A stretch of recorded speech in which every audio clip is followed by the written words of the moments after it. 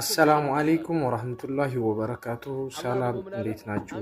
ኢትዮጵያን ቤተሰብ ሰላም ናችሁ? ሰላማችሁ ብዝት ይበል በያላችሁበት።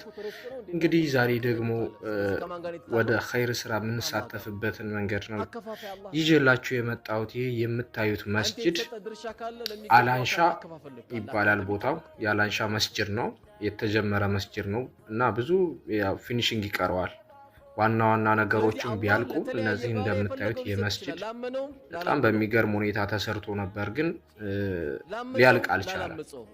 ያው የገንዘብ እጥረት ስላለ ማለቅ አልቻለም። እንደገና ከላይ ውሃ ያስገባል ወደ ውስጥ ላይ ማለት ነው፣ ከላይ ያፈሳል።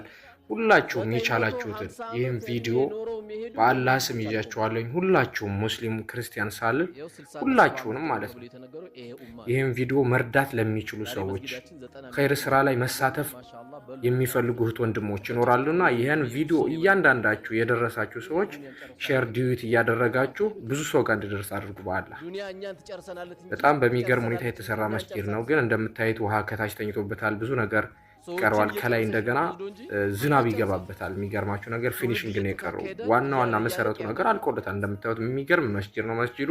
ስለዚህ ሁላችሁም እህት ወንድሞች ኸይር ስራ ላይ መሳተፍ ጥሩ ነው።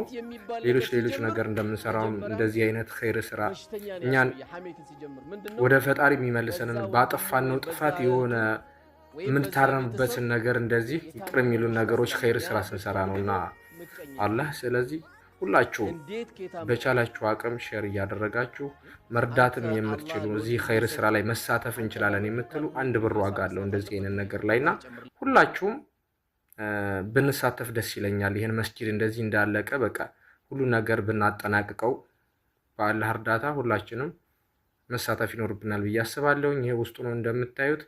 አካውንቱ መጨረሻ ላይ ያለላችሁ አላንሻ ነው የሚለው